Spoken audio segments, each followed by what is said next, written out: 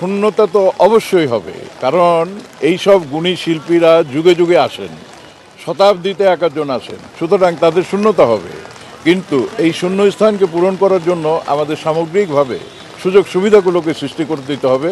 এবং সেই ক্ষেত্রে শুধুমাত্র এই যে পল্লীগীতি কিংবা লালন গীতি কিংবা রবীন্দ্রসঙ্গীত কিংবা নজরুলগীতি, আধুনিক সিনেমা, এটা নয়। আমি বিশ্বাস করি যে সংস্কৃতির প্রতিটি ক্ষেত্রে আমাদের দ্বার উন্মোচন করে দিতে হবে এবং মেধাবীদেরকে সেখানে এগিয়ে নিয়ে আসতে হবে, যেন এই দেশের যে সংস্কৃতি, সেই সংস্কৃতিকে লালন করে আমরা জনগণকে উদ্বুদ্ধ করতে পারি, অনুপ্রাণিত করতে পারি, দেশপ্রেমিক করতে পারি।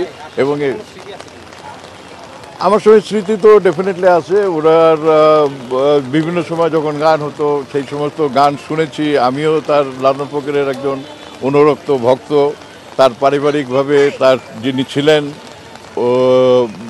ওই যে আমাদের যে বংশীবাদক গাজী হাকিম ভাই, ওনার সঙ্গেও ব্যক্তিগতভাবে অত্যন্ত ঘনিষ্ঠ ছিলাম। তো সেই পারিবারিকভাবে আমি মনে করি যে তাদের সমবেদনা জ্ঞাপন করছি এবং তারা এই দুঃখকে যেন আপন করে নিয়ে ভুলতে পারে এবং শক্তিতে রূপান্তরিত করে এগিয়ে যেতে পারে।